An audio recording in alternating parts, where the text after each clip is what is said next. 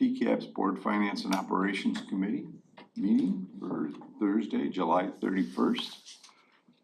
I call this meeting to order. The committee would like to welcome the audience. Viewers may watch live board committee meetings online at tcaps.net/board. Recorded meetings may be viewed on demand at the same address. Is there any public, the committee has set aside this time for public comment. Julie, do we have? No, there is no public comment. Okay.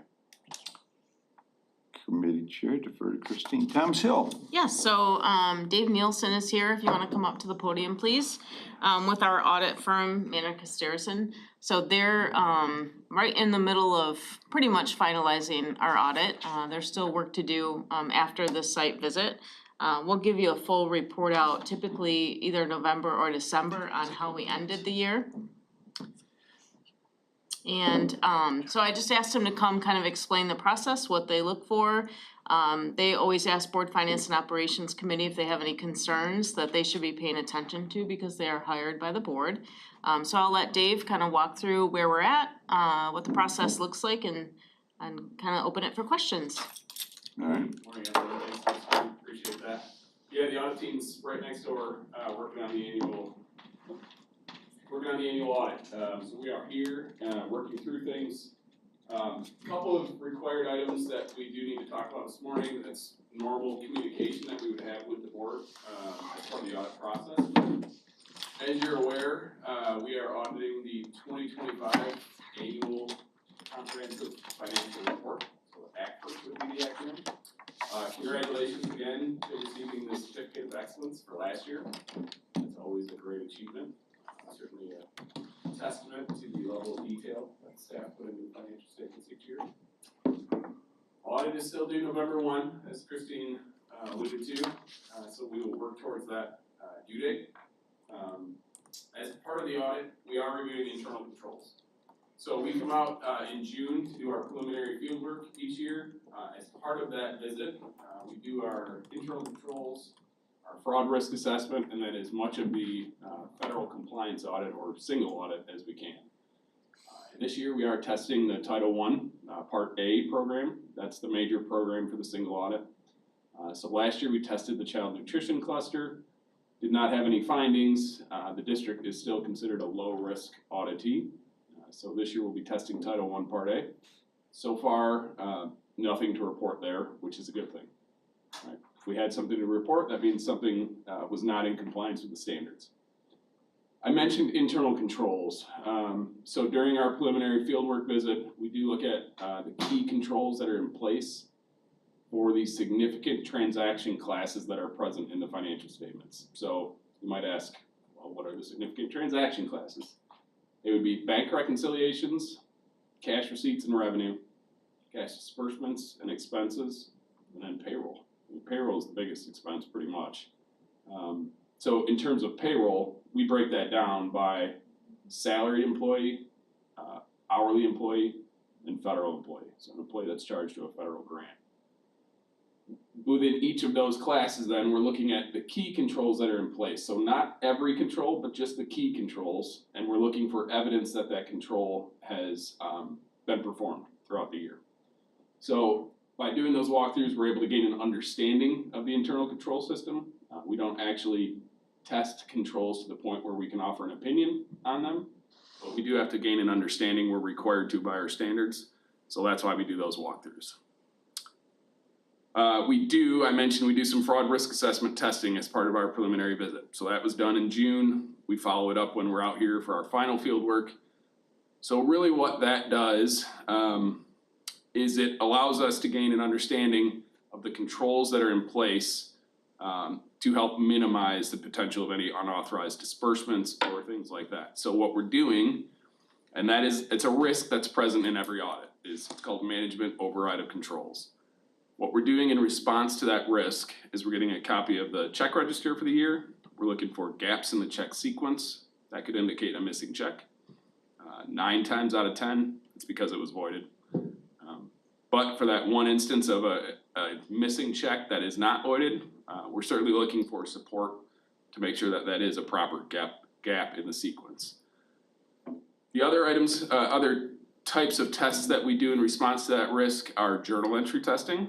We're required to do that by our standards. So we're picking a sample of journal entries posted during the year. We're looking to see, are they properly supported, reviewed, and approved. We look at electronic payments. Certainly those should follow a similar control process as a normal AP check. So we want to make sure controls are in place for electronic payments. Key employee salaries, that's certainly an area we look at. We want to make sure that those that are in a position to potentially influence payroll are being paid what they are supposed to be paid. P cards, that would probably be the last main area that we test in our fraud risk assessment testing. We're looking at the purchase cards. We're picking a sample of a couple months, and then within each of those 2 months, we are picking a sample of employees and looking at their purchase card and the related receipts for that month to make sure there are no unauthorized purchases. So that gives you a little bit of background behind what we do in terms of the internal control testing, in terms of the fraud risk assessment testing, and the single audit piece of it. So that's really the main goal behind our preliminary fieldwork visit. And I don't have any issues to report this morning. So far, the audit is going very well. Wanted to mention that. Let's see here. A couple of other items to talk about. In terms of accounting standards, we do have one new standard that is applicable this year. That's GASB 101. Some of you may have heard that term before in this room. Deals with compensated absences. So I believe the last accounting standard that dealt with compensated absences was GASB 16. So it's been a few years in between GASB 16 and GASB 101. The idea behind GASB 101 is to really modernize the standard to include all forms of PTO. The district has done a very nice job in the past with the compensated absences accrual. And I should mention that that accrual is only at the full accrual government-wide basis financial statements. So it's not your general fund, it's not the operating funds, it's the full accrual financial statements. That's where you'll see the impact of it. So it's expanded the definition of compensated absences to include all forms of PTO. In the past, most districts would record that liability based on the expected retirement payouts, or terminal leave, if you will. Now we've got that piece of it, but we also have personal time, right, or sick time. So districts could have a various number of different forms of PTO, and that piece of the liability is really based on time earned but not used. So even though it may not be paid separately from payroll, it will be utilized in the future, or at least a portion of it will be, right? So you really do have a liability at the full accrual basis financial statement. So a little bit of background on GASB 101 there. Let's see here. Oh, so I mentioned earlier there was a risk with management override of controls. That's present in every audit. The other risk that's present in every audit is improper revenue recognition. So what we do in response to that risk, we confirm state aid, property taxes, and federal grant payments. We feel like between the three of those, also payments coming from the ISD. Between those four sources of external confirmations, we cover roughly 90% of the revenue. And from there, we do substantive analytical procedures on the remainder of revenue. So that's how we respond to the risk of potential improper revenue recognition. Capital projects, that is certainly a big area as well with your district. So we are testing the bond expenditures in accordance with section 1351A. I feel like that's pretty important to the public.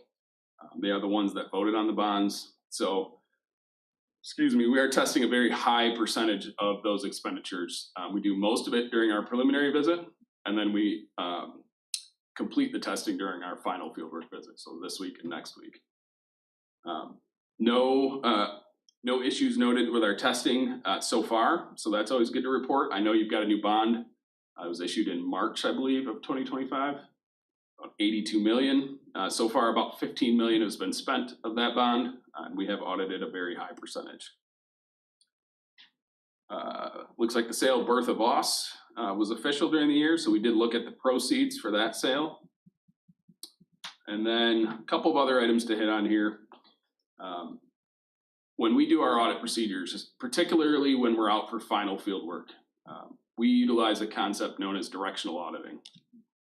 So what that is essentially we need to understand what the district budgeted and where we came in for the actual results and why there's a disconnect between the two, if there's a disconnect. So what we do is, so for example, your district budgeted a draw from fund balance of about 3 million. Actual preliminary results, we're not done with the audit yet, are about an add to fund balance of approximately 580,000.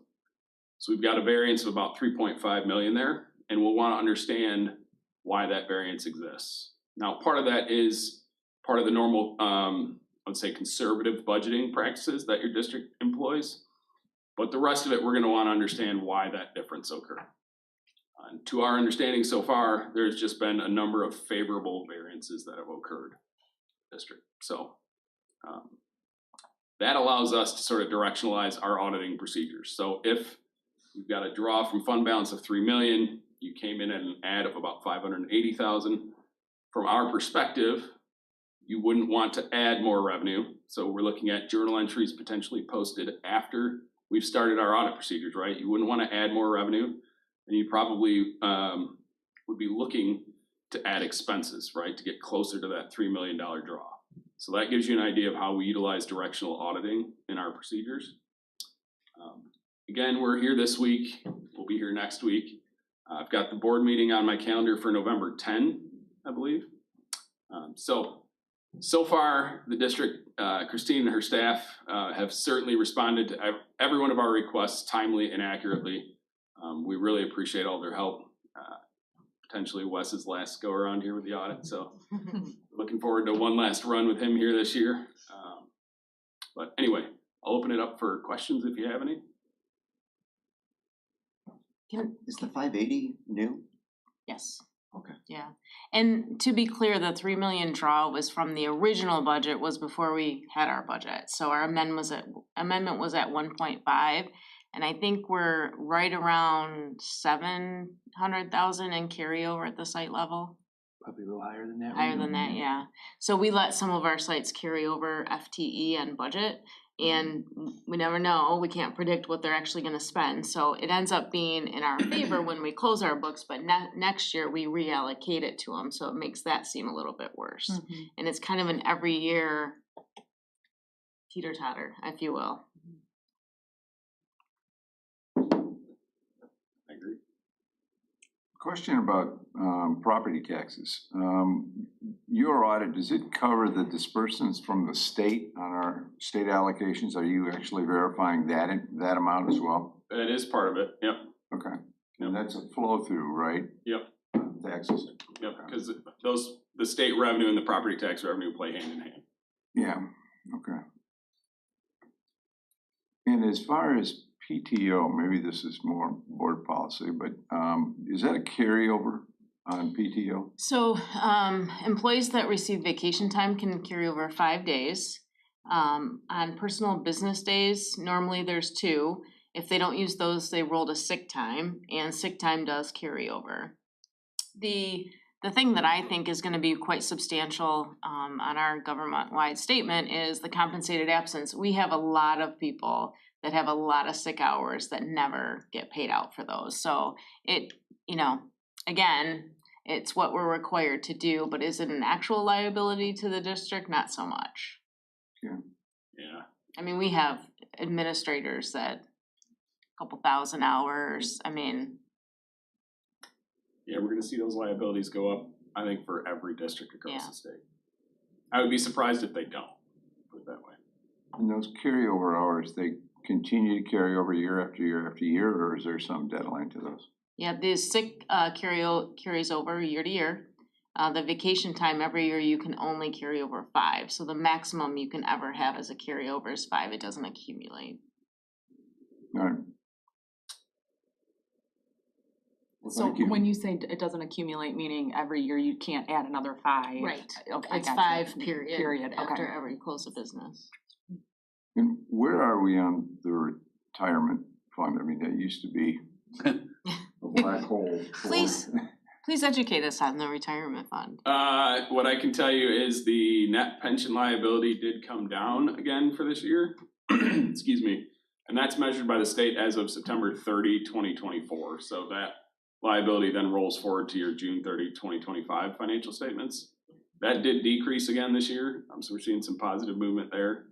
The OPEB piece of the liability, that actually is still an OPEB asset as of the end of the year. So Can you say what that acronym means?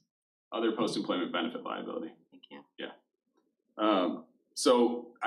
To me, they are making progress in that area. It's still a large number that is going to continue for, well, it's supposed to be fully funded, I think, within the next 7 years or so. 2032 is what I thought the year was. Yeah. But there's always talk about the state borrowing, bonding that, and extending the bill out to be able to, steal from tomorrow to pay for today. Yeah. Governor Snyder, when he was office, really kind of put a structure in place to start paying this down. But every year, there's just this ability that the legislature has talked about to go, well, we could, bond that, and we could extend the liability to 2050, and we now have money to do something. So with the roads and all that, who knows what's gonna happen yet Yeah. But just for clarity, we don't really control at all. that. That's done at the state level. Correct. Nope. All that information comes from the state. Yeah. Yeah, good question. And do you know what that percentage is right now?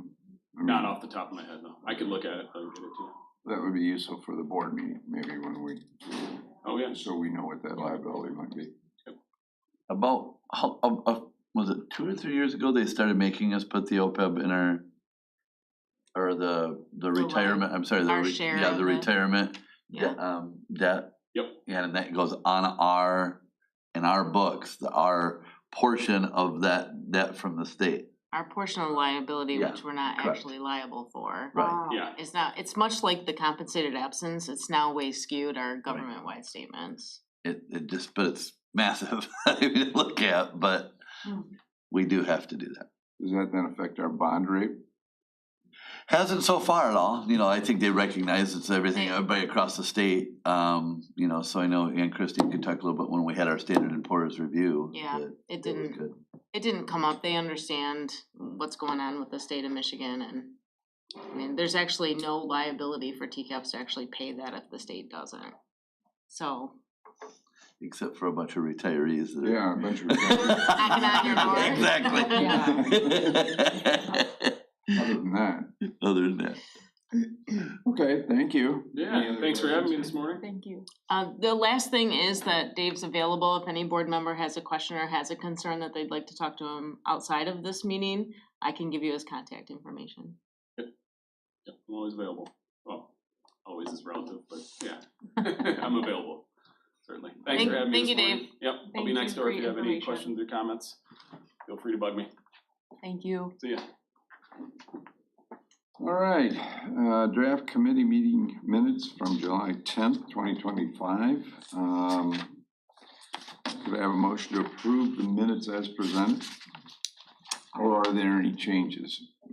I move to approve the minutes as presented. Second. All those in favor say aye. Aye. Opposed? They are approved. Informational items. Yeah, so we're gonna start off with the train performance management update.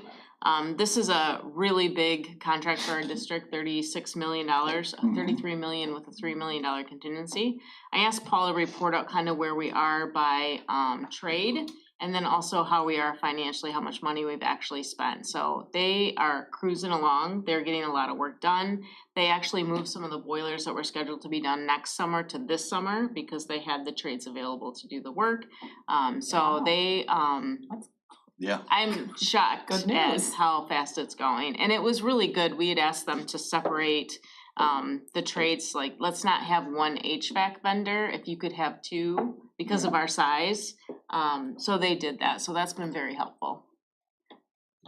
So the numbers you're looking at are through the June pay app. I just got July's last night, so These are through June. You can see overall through the project, they're about 48% complete. We've spent a little over 13 million. By the time this payout goes through, it'll be around 16 million. So that balance to finish will drop down and we'll have a higher percent to complete. On the contingency side, with change orders, we started out at 4.7. We've allocated 2.7 to change orders throughout the project. We've got a $2 million contingency remaining on the project. Now, when you talk about the contingencies, those are new contingencies allocated, the 2.7? No, the initial contingency with the project that was allocated was 4.7 million. And out of that 4.7 million, we're spending 2.7 right now. Gotcha. And I said Okay. 3, but I forgot we allocated an estimated amount for Saban because Train is doing the Saban renovations. Okay, For HVAC. and you keep those under change orders because of, that's where the contingencies come from? Right. Okay. Changes to the project as we go Okay, I along. was confused if, Yeah. I We got you. request Yeah. they do the work, get a quote and approve it or deny it. Okay, So we've So we come control across the spending of that. got it. We do control the spending. We come across a couple of things. There was an air handler at East Middle School that needed to be replaced, and that is part of it. So we added that to the project. The unit vents at Oak Park. We asked them to replace the boiler at Traverse Heights. As we got going with that renovation project, the existing boiler was determined to be inadequate to support the addition and that, so we threw that in. So there's things that have come up as we've gone along. That money does include what Christine was talking about, the work at Saban. The change, we treated it as a change order to the project. So And Paul, the lighting component, is that that's a electrical contractor, that's not savings that we've accruing from TCLP, for instance? correct. The electrical contractor is actually working with our suppliers and the utility companies to get us rebates and incentives as we're going along. I actually had a meeting with Consumers Energy yesterday, and they're gonna help us look at more incentives and rebates from what we're doing. So, but no, that's a percentage of work that's complete. So This is the one building that has not been a lot touched yet. They were just walking it and talking the other day, so. Yeah. But you'll go across buildings and see all the new LED lighting all over the place. Yeah, the company is doing that. It's called HEMA Lighting. They're flying. They're just flying through the buildings. It's been nice during the school year, they did most of their work on second and third shift to not disrupt the school day. And now during the summer, they're able to get more into the buildings, other than here. as far as central grade school, are we doing any of this work, or are we just going to ride with the existing boiler system? It's we just started this. We had a meeting this last week to start reviewing the systems for the building, mechanical, electrical, and that we'll have Train review the design on that so that we're all compatible with what we're doing for the new building. I say new building, for the renovated building at Central Grade. So they'll be involved with that. Yeah, they'll be operating more as a consultant. They may do the work that's just not part of this contract. So we're not touching central grade school on this contract at this point? No, No, no, not at it's all. completely part of the big renovation. So And they there's, won't be demoing the big boiler down oh yeah, we. They Somebody will. Somebody will, but there? No, they- but Train not won't. as part of this? No. Okay. No. And that's a lot because we, Eric is still trying. I know, we could- Traumatized We from could make it that. as like a lawn ornament, and people would appreciate it. like a sauna maybe. You need a Turn it into Sleep in a it play if you wanted structure. to. Kids would love it. You need a big lawn. That and the incinerator, I know, I'm like, how are they gonna get this out of here? right? So, Oh dear. and just this is some of the work that we're doing that we probably don't talk about all that much. The unit vents in all the elementary schools that are being affected are being removed. They were the ones that were just under the windows, and that just threw the heat up the windows and drew direct outside air without any filtering or anything. The new units are vertical, and they're actually gonna be ducted off the top, and the distribution system is throughout the room rather than just at one point. So we'll have a better air distribution going on, and we'll be supplying high and returning low, so. So for those teachers in their classrooms who might have had storage cabinets, that kind of thing, are they being sort of alerted that those? We're replacing We're them. replacing them, So you see the gap right there? They're gonna add cabinets to make it all one large This- cabinet. This is where the unit vent used to sit. So it was taken out and these cabinets that were, these bookcases were over here, were slid into place and we're gonna fill that gap in between. So they're not losing anything. It's just relocated. In fact, they might be gaining an extra couple of feet of Mhm. a bookcase under the windows. But yeah, we've been in contact with all the principals so that they can let their staff know. That's good, Yeah. because there's probably some teachers who might wanna come in during the summer and Yep. reallocate whatever they'd had there. And we've had, our facilities director, Rayanne, has been out and, they've toured all these sites to make sure where they're going and what needs to be added back in, so. And then, just a couple other things, when we did the, secure entry vestibules on several of the locations, we went ahead and put, snow melt in at the front entries, but didn't connect them, knowing this was coming along, the boiler replacements and that. So now, as part of this project, they're connecting all that snow melt to the new boilers. And that's just in the entryways, it doesn't go down the sidewalk for Not- drop-offs and that. Not Terribly the whole- far, yeah, a just little right at the bit, front but- door. Yeah. So, and it's just some of the new boilers that are going in. That's it. All right, thank you very much. Just for clarity, the 48% you said is complete, is that based on the costs or is that based on progress? Progress. Okay, So it's just and that's an average. Some of these are completely done. right, I'm Some of the just, buildings are completely done, some of them aren't, so it's just an average, so we're about halfway there. about halfway. Yeah. In which, you know, our goal is to be halfway by like this fall. Mhm. So, you know, with what we'll get on, we'll be ahead of schedule for sure. But all buildings will be operational for the first day of school. Yeah, but really their deadline is like August 18th, so we're continuing to push them and remind them. That's when they start doing open houses and teachers are back and you need to be out of there. And if we had some lighting or whatever, it would be second, third shift, you know, to not Right. affect kids and teachers. And somewhere I read we're behind schedule on the cafeteria at Traverse Heights. We'll get there. I didn't know if that was part of this update. Well, it can be. We have two Well, potential. I've actually got it on here. Yep. Oh, okay. So, Oh, yeah, we went from train to here. Yeah. It's all capital to me. so, I forgot.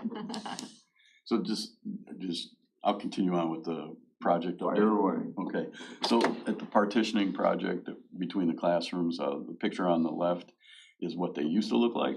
Those were the folding wall partitions that never got used and weren't quite sound, attenuating as they needed to be. And so the other two pictures are partitions that we've replaced them with.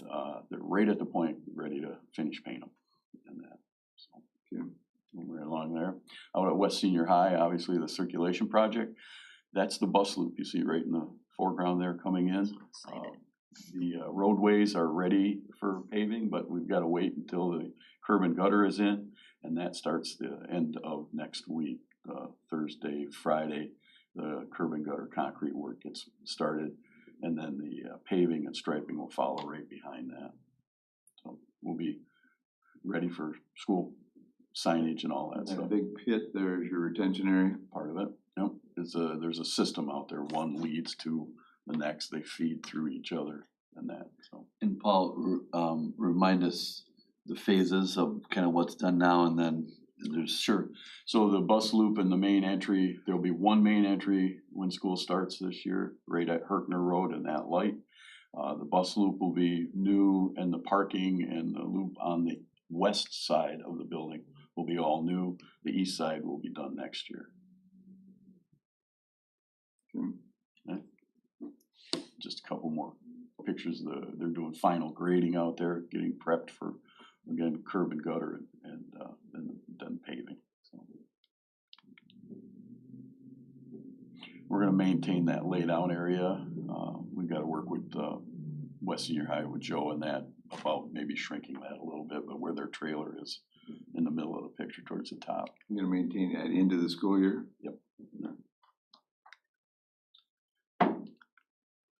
Then the projects inside west, this is the restrooms at the Commons. If anything's lagging, it's this a little bit. There was the back wall of this was supposed to come out.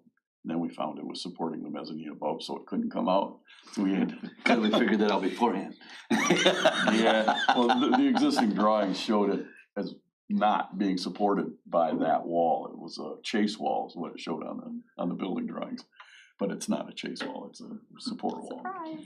Yeah, So, we have a lot of those. Yeah. so they've caught up, but it was lagging a little bit. But just to give you an idea of where this is and the measures they've gone to, keep dust and debris and things out. It's what our contractors do is build these walls and do the work inside them. And it's very likely it won't be ready for start of school, but we've already talked to Joe and he's not concerned. They'll just open the restrooms across the hall for the auditorium spaces, so. So it'll be close, but it'll be a matter of, those finishing touches to make it operational. And so will you just review what was there and then what will be there, just super high Sure. level, like So just if you regarding were stalls? standing facing them, to the left was the girls or women's restroom. It was a gang restroom, for lack of a better term, and to the right was the boys, men's. And, just a series of fixtures behind toilet partitions and that. So they've taken that all out. And what we're creating is single user restrooms in there. So the 3 openings that you see right in front of you are just openings that you walk into. The 2 on the end and the 1 on the end here is a direct access to a single user restroom from the Commons. Trying to remember, is it 8? Was that what it was? It'll have 8 individual Okay, there now.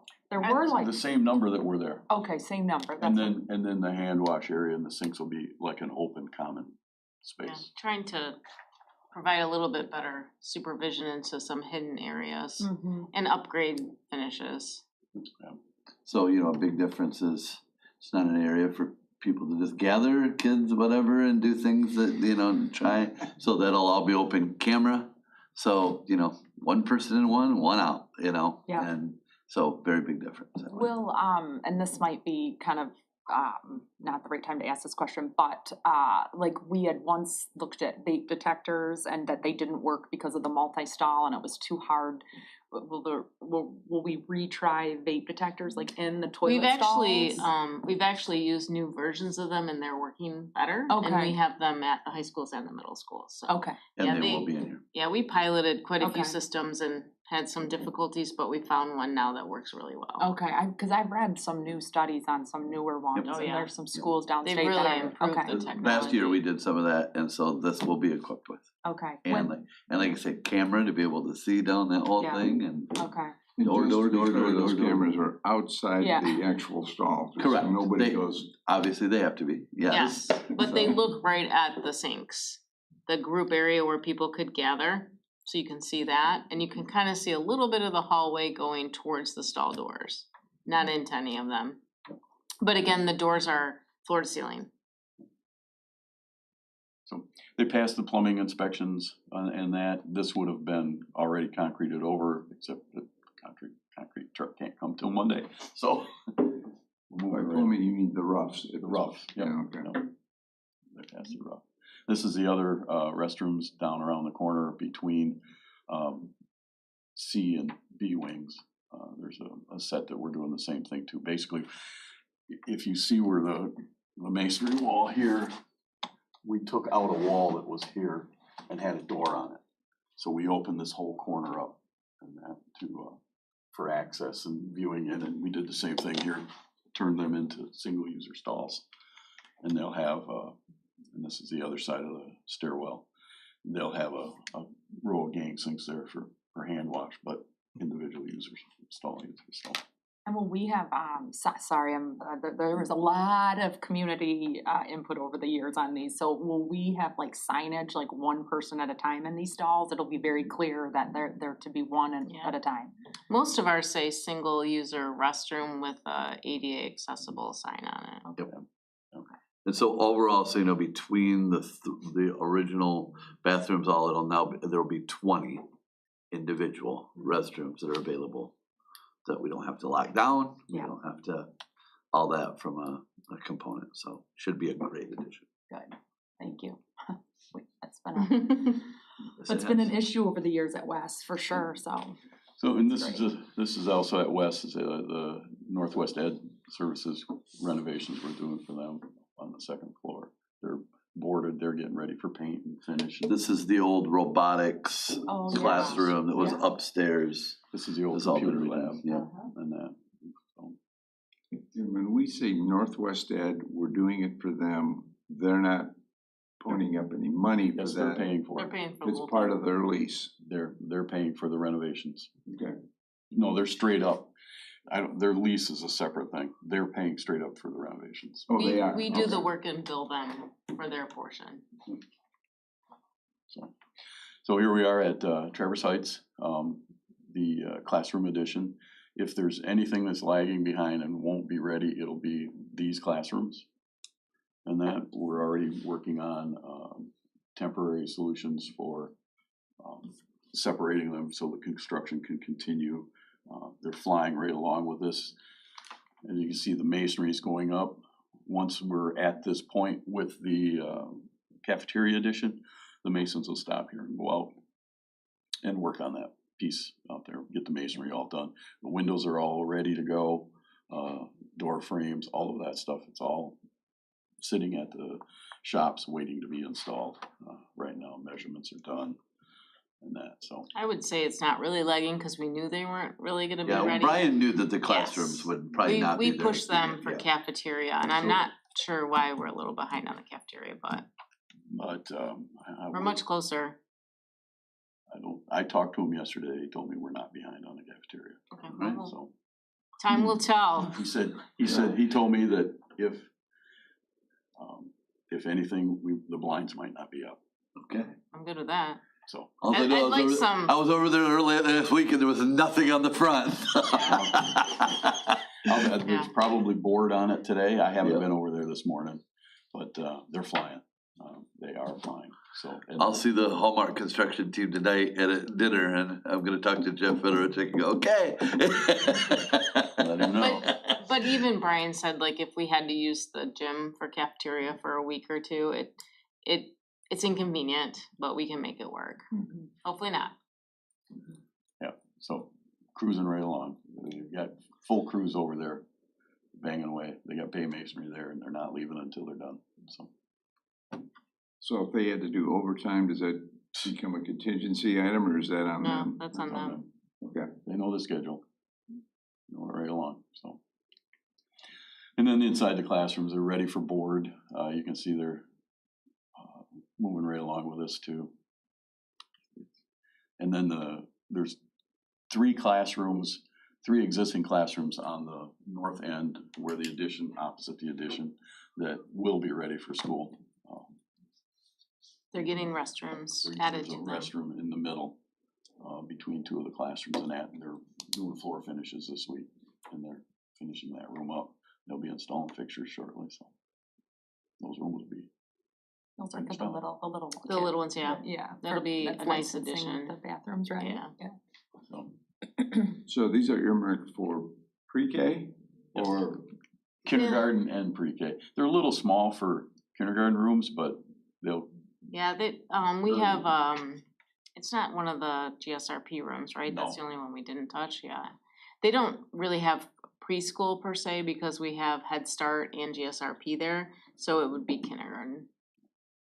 So They- to be clear, the two Head Start, correct, that we have there are in partnership with NMCAA. Yep. They operate and run under the federal Head Start grant. And then there's one GSRP, GSRP that's also operated by NMCAA. that's also operated. There's, with the ISD, and funding now goes to the ISD and there's just different partners Mhm. with all of it, but they're all our kids. Yeah. You know, so that we're supporting, it's just somewhat different funding mechanisms that, and are doing that with different partners, the way it works.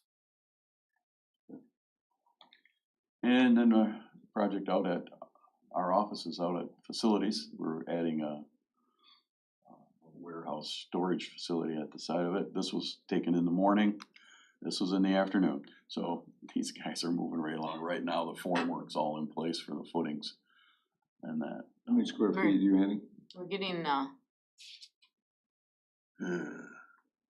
don't know, I don't remember. No, no. 8,000? 8,000 or 9,000. Somewhere around there. Yeah. 1,000 of it up front has climate control, so for storage that needs climate control. We're not really sure yet what's going there. We have a lot of thoughts and ideas. It depends on some other decisions, but we're anxious to get this done because we're struggling at Saban now that we are vacating the classrooms to do our renovation. We have a lot of stuff that we have nowhere for it to go. This will go fast though, once the footings are Well, on, right? they'll get the footings and all that in place, but the building itself is a pre-engineered steel building. It's a It's Butler. not gonna be here till the end of September. It's on order, it's being fabricated and all that, but it won't be here till the end of September. So, and as part of this project, we extended our fence line to the property to the north where we store all of our landscape material, all the mulch and that for the playgrounds and stuff, so. This will be helpful. We often find some RVs and other vehicles parked there for the weekend, so. Oh, I thought you meant as part of the excavation. No. So, and then too, this allowed us to take out the fence that was on the very north end of the facilities parking lot. So now we can expand our yard out into that area. And we store things out there like the parade wagons for the schools and then that kind of stuff. So they're actually now behind a fence and we can take care of it. That's it. All right, so we're convinced that possibly we're going to have a cafeteria operational around the first. I don't know that I'm School. convinced, but Me either. I'm hopeful. I'm cautiously optimistic.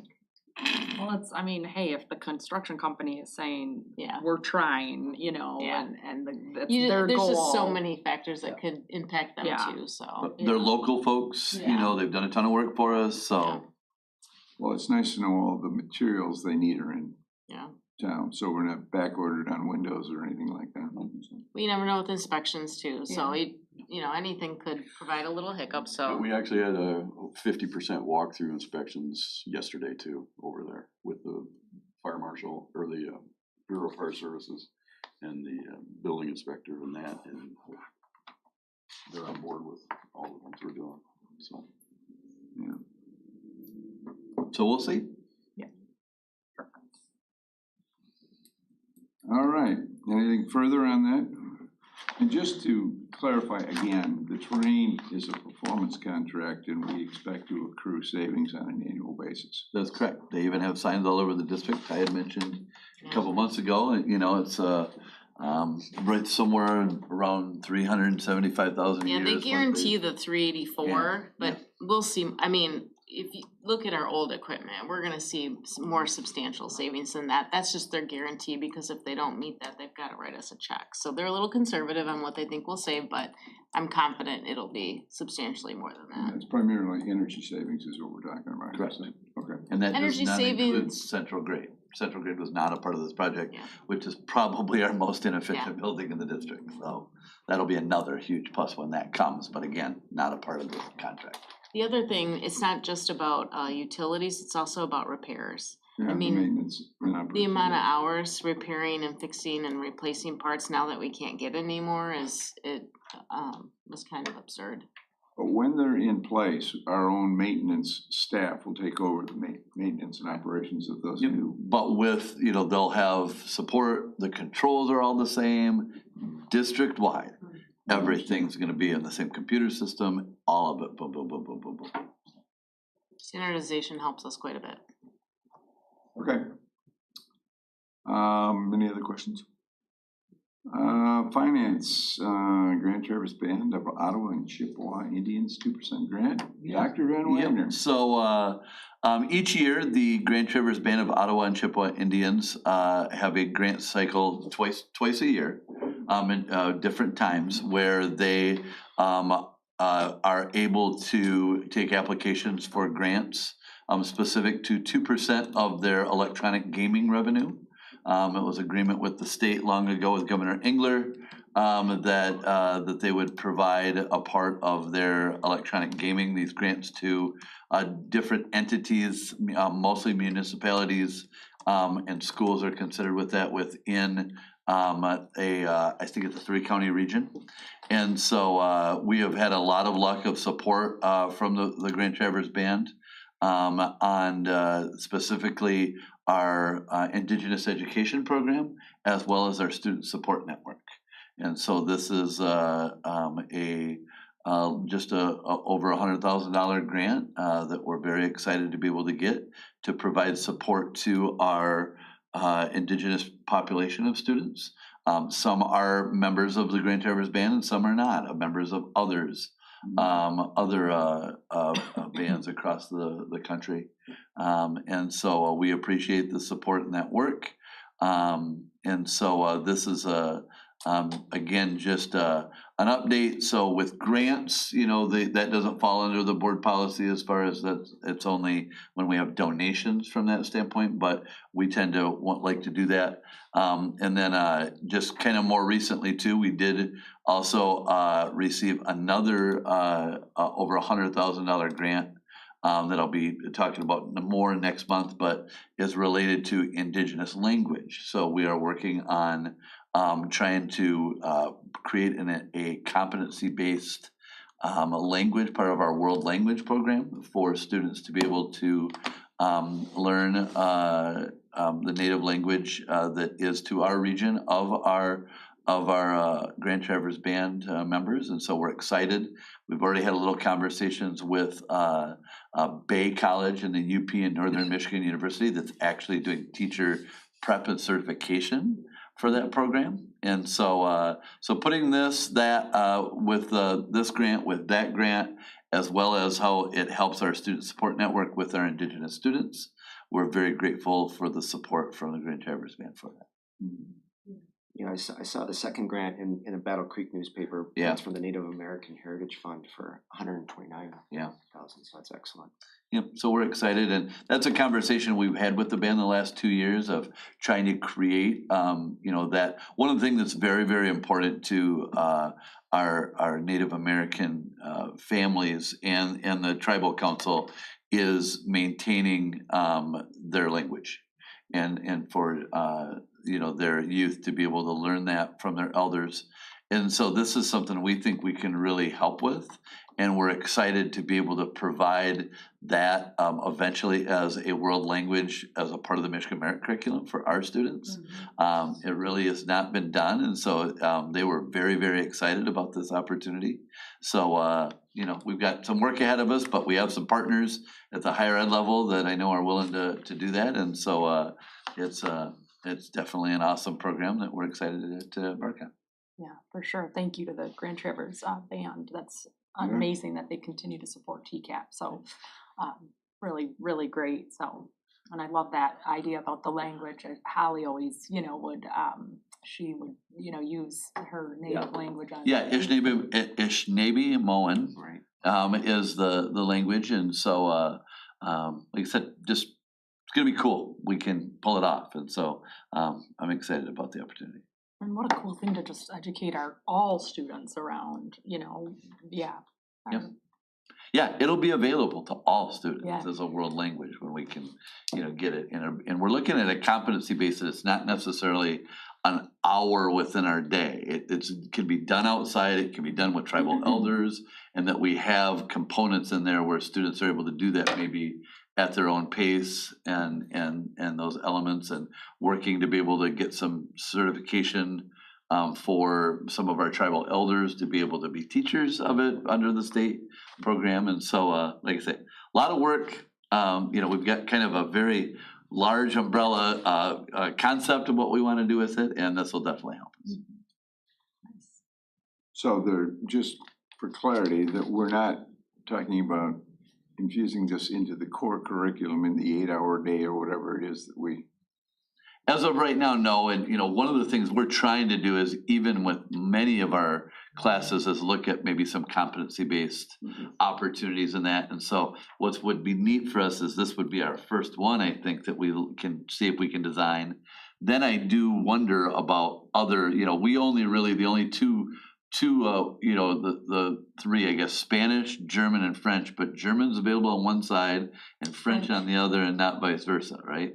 So one of the things I often bring up to our team that, I'll be honest, that bothers me a little bit.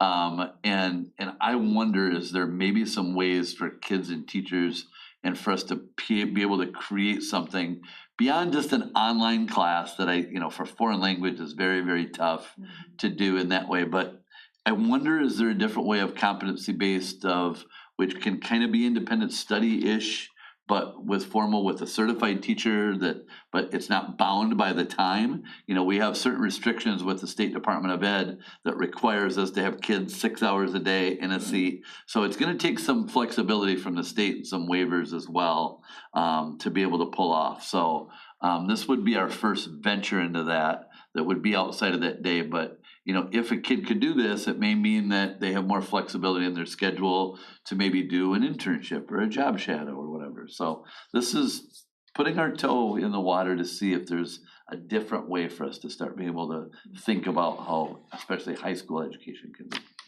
I love that idea, even a virtual classroom to be able to offer German and French on both sides of town. I mean, I do hear it from students and parents about even wanting to switch to the other side to fulfill their language, what they're interested in. And so even if you had a virtual, and maybe you go to a classroom with a virtual teacher from the other side of town, and Well, as someone who grew up in a French immersion town, and virtual, I think, is rough for language. So, Yes. but I support this flexibility of inside the school day. It sounds great. Like I said, we got a ton to learn, and figure out, but, this is worthwhile, cause to honor our community and our Native American population of students. And we get some resources to do it, to learn. So excited about it. good. Yeah, the only reason I am, because I went through the process when we eliminated the elementary Spanish program, and it was not a happy time, but then budget was not a happy time either, so. Yeah. Okay. All right, learning enrichment, LEAP, and student support. Now, I asked that this just be put on because there have been conversations about what we do with LEAP moving forward and the kind of access we want to provide. And if we're going to do strategic planning, I thought it would at least useful to have some budgetary numbers here so we're on the same page. So I asked Sandy to give you kind of an overview of both, as she does the budgets for both of those. So if you have any questions, she'll be able to answer them for you. Yeah, good morning. I just wanted to start out by saying we do account for our LEAP funds in its own fund. It's part of our budget amendment that we go through. It's part of the community service budget. The program as it stands right now is about an $850,000 program. We have a $900,000 budget for next year. I wanted to go ahead and just kind of talk through where the funding for that comes from, because I think that's important to the conversation that you guys are having. So I'll talk through the totals and then kind of dig into some of those details on that and answer questions for you. But from admissions and sports passes, so people actually coming to the events, this is this year's numbers. We brought in about $63,000 from that. From registration, from the kids paying to participate in the program, we brought in $526,000.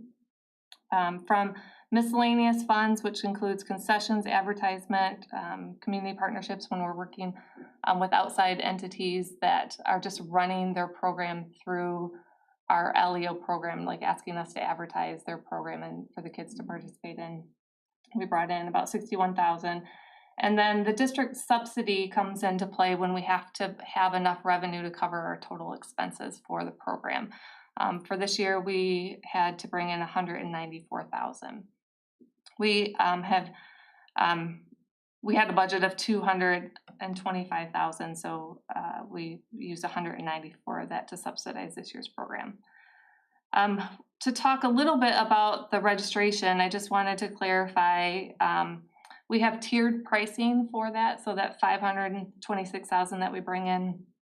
Elementary has different prices for second and third grade. We have different prices for upper L, and then middle school, we also have different prices as well. So the average elementary, we're around $14.50. It goes up to $58. I'm sorry, this is for second, third. $14.50 for free, reduced is $29, full is $58. For 4-5, we're $18.25 for free, $36.50 for reduced, $73 for full. And then we also bring in additional revenue from shared time and non-shared time programs. So if we have schools that aren't our TCAPS programs but want to participate in our elite programs, so we have like Trinity Lutheran and Old Mission, those schools are part of our program, but we do charge them additional revenue to participate. We get into middle school and we're at a free rate of 40, reduced to 70, and full is 140. We do have some extra cost if it's a bigger program like football, those types of programs that cost a little bit more. Those are just average rates that we are bringing in. So we do subsidize, the LEAP program does subsidize the difference between that free and that full pay. And that is about $60,000 that the LEAP program subsidizes for that. That's part of the 192. That's separate. So that's not revenue that's accounted for. I'm just trying to give you a number to say, if everybody were to pay the free, or if everybody were to pay the full price, we would bring in additional $60,000 in revenue. Which would reduce the 192. Yes. Yep. Do we have any full scholarship program where the district subsidizes completely scholarships? So we do have programs, and I was gonna talk about that a little bit with SSN. So if there's, I'm sorry, I didn't mean to. that's okay. Just depending on where the funding's coming from. So in order to get funding to that base rate, so up to that free or up to that reduced rate, we do seek funding from other sources to be able to do that. So Indigenous Ed or SSN will contribute money to get to that base amount, that free or that reduced rate, whatever that child would be qualifying for if they were to be applying for this or enrolling themselves. And then one thing I'll add to that Katie had said to me is also sometimes like within SSN, the kid needs shoes, cleats, some of those kind of things. She often works to provide that. But that would be a separate fund outside of LEAP. So this is just kind of talking about what LEAP is gonna look like for next. And then for next year, we have a proposed budget of $900,000, just with cost inflation and other things, trying to ensure that the program's built according to the programs that we have typically offered. And what's your budgeted? Next year's, we have a $200,000 budget for our district subsidy. Can you talk a little bit more about that district subsidy? So the 194,000, where does that come from? Because you're saying that the free versus full pay is separate out of that. So how does that number, where does it come from? Yep, so on the general fund side, we actually have a budget that shows there's gonna be a transfer of funds from the general fund over to this LEAP fund in order to subsidize that program as it is. That's averaged anywhere from, our lowest was, in the last 5 years, was 175. So we only contribute as much as we need in order to make LEAP whole. But that, and thank you for that, but I mean, why are we in the red, basically? Where does the 194,000 come from? So in other words, what is that, if the program, were to fully be able to, maintain on its own, what would have to be raised or, increased or? I mean, it's all in the expenses, right? I mean, and this is in the. It's either increasing fees to students and parents and not subsidizing it, or reducing expenses, Right. people, supplies. It's all right here, and we just went through this, like, in Yeah. our bond, I mean, in our Yeah. budget discussion, but the Yeah. detail I appreciate, you know, some of Yeah. these, can you actually share that, whatever you're looking at with us? Like those numbers, Yep. so I don't have to write them all down? Yep. Okay. And Sandy, to Erica's question, by implication, if it's coming from the general fund, it's coming out of an opportunity to spend it in classrooms or whatever else the general fund can fund at this point, right? It's being redirected to cover that shortfall. Yep. Okay. Cost containment, you know, at the elementary level, actual costs, there's very little for officials, but when you start getting into the middle school, you know, just think of what an athletic program looked like 10 years ago. I mean, you have the cost for game workers and officials and coaches and those types of things that are anything MHSAA. If it's not MHSAA sport, then there are coaches that are paid, but the amount is minimal as far To be as. clarified, LEAP is not MHSAA.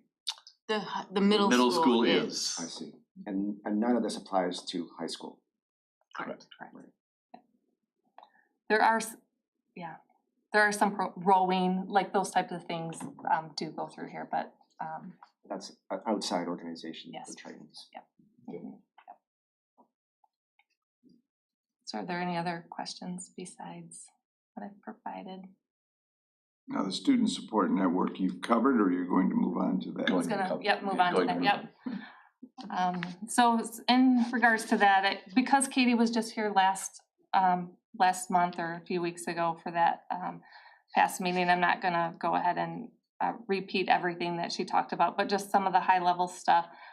Last year, we collected $119,000 in grants and donations. We spent approximately $32,000 for providing those things like John talked about with the SSN, subsidizing the fees, the cost for equipment, the sunshine bus, those types of things. What I think is gonna have to happen going forward based on those funds is figuring out how those are going to be allocated. Some of the grants and funds that we've received from donations are restricted in ways that they can be spent. So if we're sitting on money in the account, it has to be reserved for those purposes. So making sure those are covered. But I know Katie has a really good plan of how she allocates her funds for SSN. So she's, as she mentioned here, she's very frugal. She's gonna first go out and figure out, is there a way that another partner can go ahead and pay for the costs related to whatever's being requested of her. She's gonna go to a PTO, she's gonna go to a booster second to figure out if there's funding available for them, and then she'll go into SSN and say, okay, as the last resort, these are funds that we're going to take from our account to be able to use for our purchases, to remove the barriers that we've all talked about are important to implementing our SSN program. Her actual salary is, as she mentioned, is covered mostly by grants. We do have 10% or roughly half a day a week of her time that's paid for by general fund. So when we talk about an SSN program as it is right now, that's your cost. Your cost is 10% of her salary. So anything else above that is covered currently by grants, and then funding would be able to be used for those designated purposes or through the programming and the requests that she receives for requests in the upcoming year. Which I do wanna address that, so essentially that's McKinney-Vento that we often talk about. It's a federal grant. She is our region liaison, 5 county, to coordinate all of that with all of the other school districts, all that.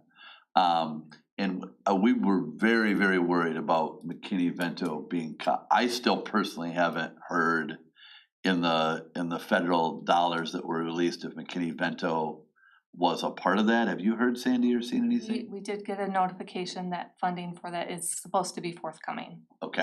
at least for, the next year. That is, so that's a huge relief, good news. Like we were pretty convinced that Title II, anything beyond Title I really was gonna be cut. And so when those billions were released here just this past week, we have that with McKinney-Vento. But, just Is that a direct pay, or does that go through the state? Goes through the state, goes through the state. Has an It's a part of our opportunity. federal, it's a part of our consolidated app and all of those components of our federal and state program that Jesse and Sandy work on, that, all of that funding with that. But, you know, so Katie just does a wonderful job, like I say, of, you consider 10% of her job really is funded from our general fund. So if we ever do lose that, so when we talk about advocacy and when we're ever talking to federal legislators, McKinney-Vento is a big one, because man, do we stretch that, you know, to the needs of the kids in the region and kids here in TCAPS. So what's that amount to? 70,000. Okay, so less than 100,000 though. And the issue with losing the federal funding for McKinney-Vento is it's still a federal mandate. So we still have to do the work, we just wouldn't receive the funding to do the work. And that's on this mandate, So vital to providing to our kids. But the most state is required to pass that through dollar for dollar from what the state or the feds allocated. I wouldn't say dollar for dollar. They Yeah. normally have like a 3% indirect fee that they do. They use to pay for their consultants and stuff at MDE. You know, the dirty secret of our State Department of Ed, having worked there, is that about 95% of all the funding for MDE is taken off those federal dollars. When I was there were only 10 people at MDE paid fully from state funds.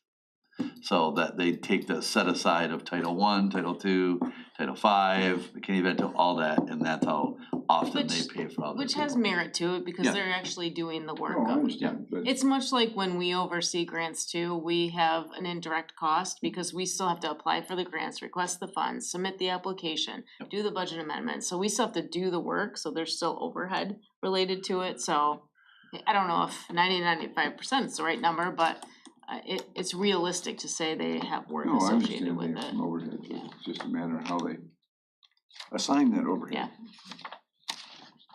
Okay, and I didn't mean to interrupt your student support network. And I used to be on the board at Women's Resource Center, and we used to talk about allocations per person or client served. Do you have, and that may be a dirty trick to do it to you now, but of the money we spend, how many students do we serve with that?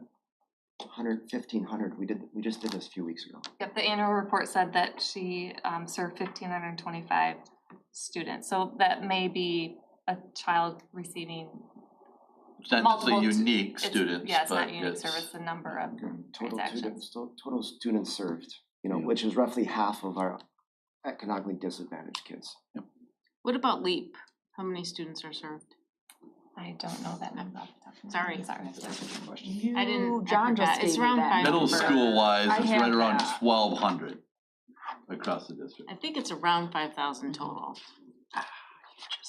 And it's No, just we nice haven't. to sort I of just break don't know down off what the we top of spend based on a per student allocation. We'll get that No, number. I don't have of like total lead, lead. I have athletes, we did the Yeah, total but middle athletes. school is right around 1,200, but we'll like elementary, Yeah. Report, I haven't asked that, but I'll ask for And that. they used to, I saw a report from the Health and Wellbeing Committee Yeah. last year, Jason Yeah. Crummy and, Yep. but I mean, that's part of like part of my issue with, it seems like we're kind of talking about the field house right now, but that was part of my issue about. No, I understand. We're definitely not talking about the No. field house, we're Well, clearly kind addressing of- SSI. Kind of we are, I mean, we're talking about LEAP, which we just approved in the budget like a month ago.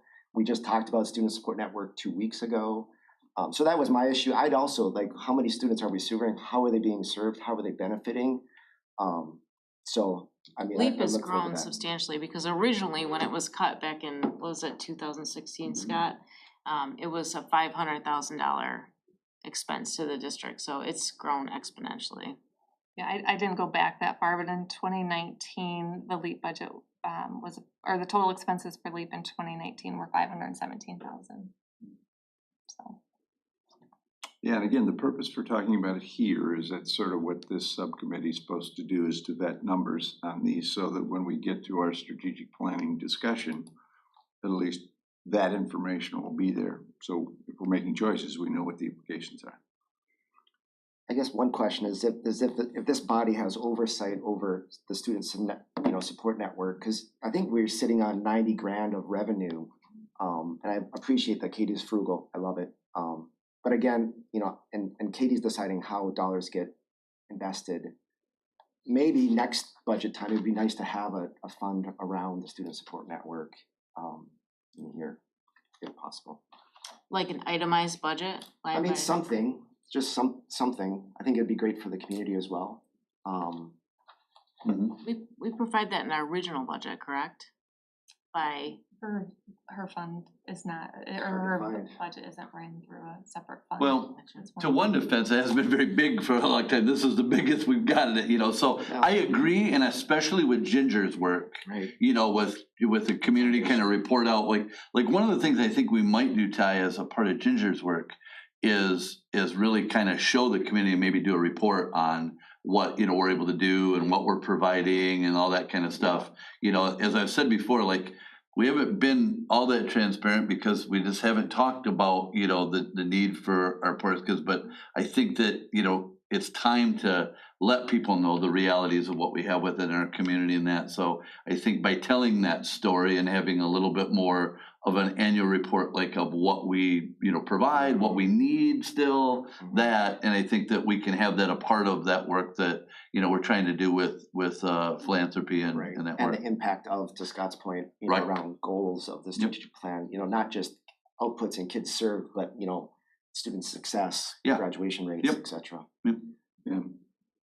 yeah, the program has changed so drastically just in the last 3 years, so I think.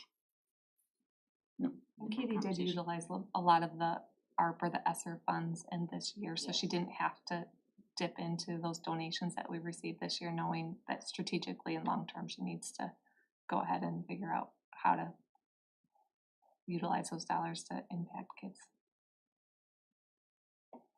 All right, the other thing that's important is as the federal government decides what they're going to do with educational funding, it probably is not gonna get a lot better, so we're gonna have to be even more aggressive trying to get grants or allocating more of the general fund to some of these services. That's the only reason I asked about cost per student, just so we can get a better gauge on that.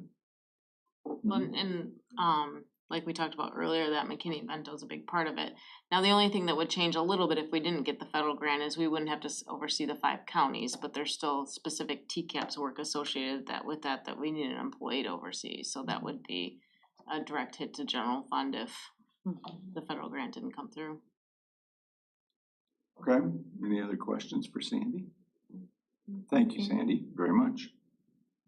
Upcoming district purchases. Yep, just, Christine. it's attached in your packet. At the end, I always like to review this to see if there's any questions early on. The facility staff has a facility annual budget from our bond for facility and custodial equipment. I know they are right now gathering their inventory to provide something to bring to the board either in August or September as it relates to a purchase coming up.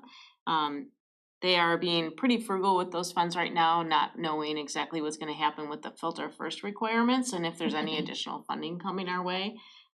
There is a potential that they just simply won't have enough in their allocation to be able to fund all of that work, but I think that's a couple of years out, so we're just kind of watching it right now. The bid for some renovations here to prepare for central grade and possibly central high F-wing.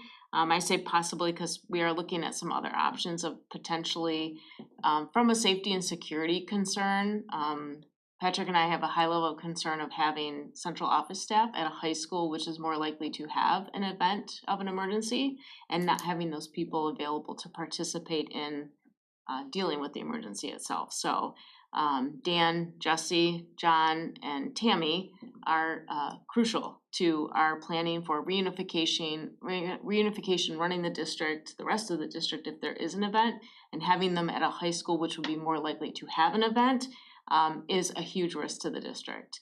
And it's something that really I didn't think about until I went to a conference and heard from others how, especially Oxford, how a lot of their central office was locked into the high school and it fell on 2 people to run the district. So I'm particularly interested in this because it would fall on Connie and I.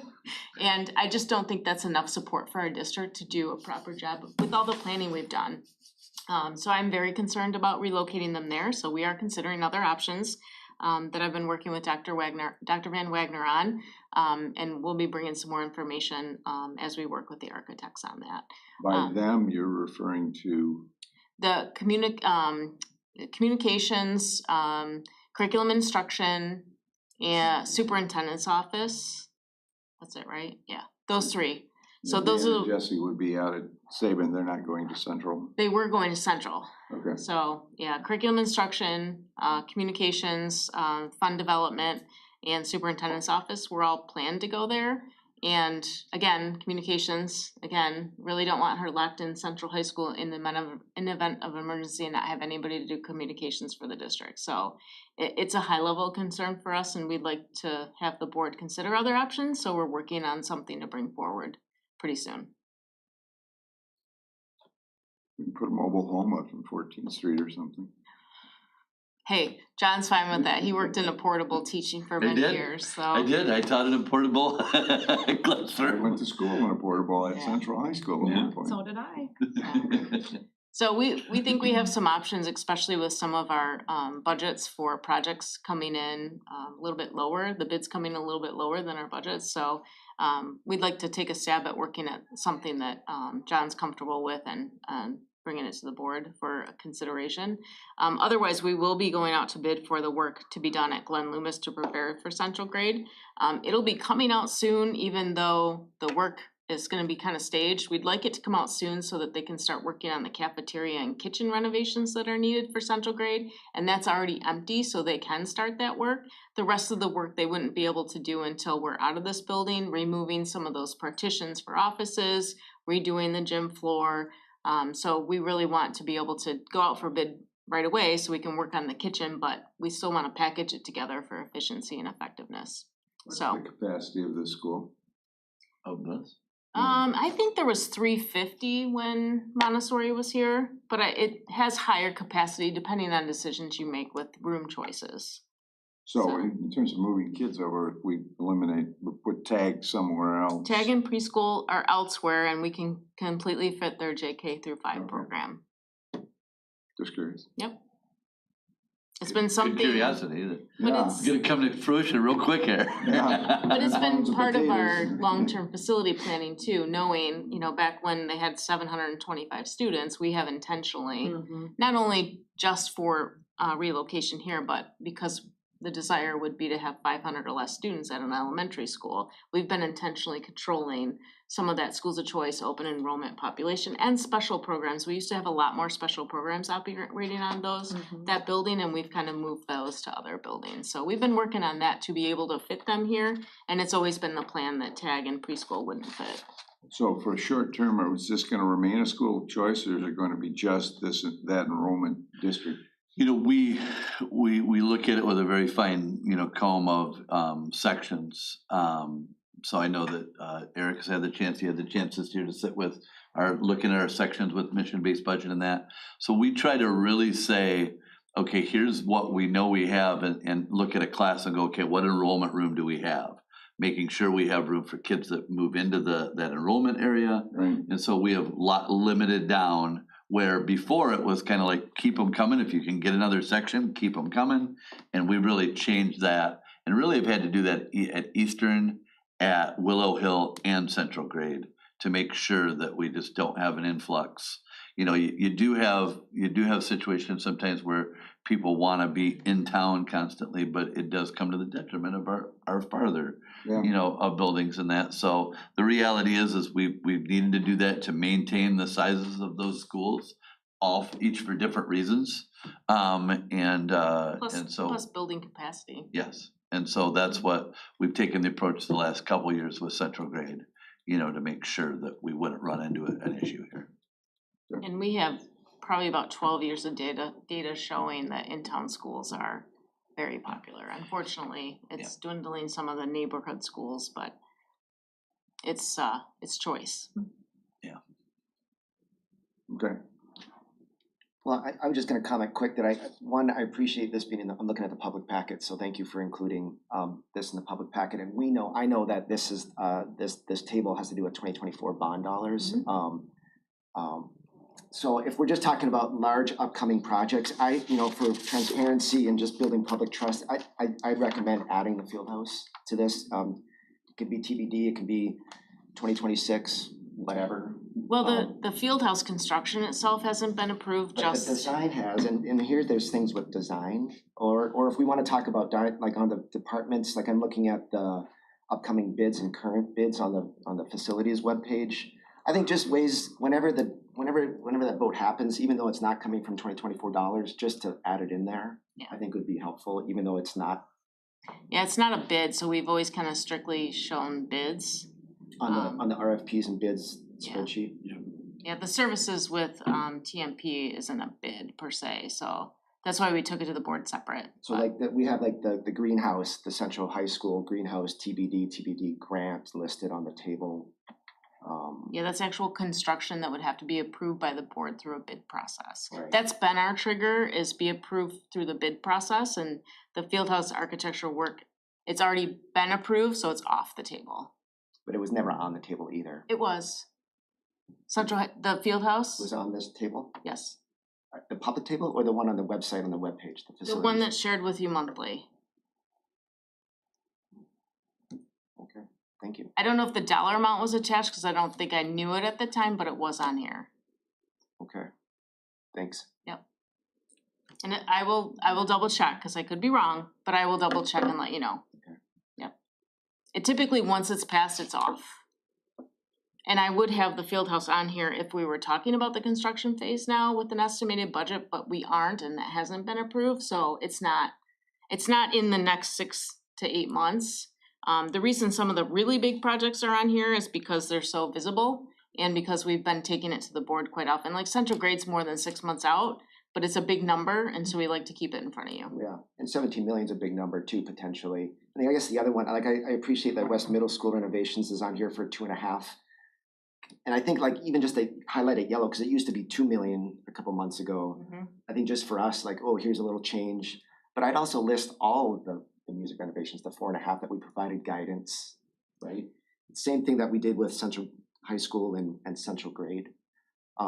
Right, we provided some guidance at that one board meeting where they all sat down here. Yeah, but we're not in any type of phase to do those projects, so it would completely change the function of this, which I'm happy to have you discuss what you'd like. I just think for transparency and upcoming, so there's no surprises, we know what's coming and we know what we're talking about. But you're right, maybe that's not the scope of this table. Yeah, that's not what this was designed could for, be a but different if scope. if the board as a whole would like me to do something different, I'm totally open to that. Okay, thank you. Well, and I will agree with Ty that if it's money that's been formally allocated for an expenditure as a bond and a capital expenditure, even if it's for drawings, maybe it's worth just having.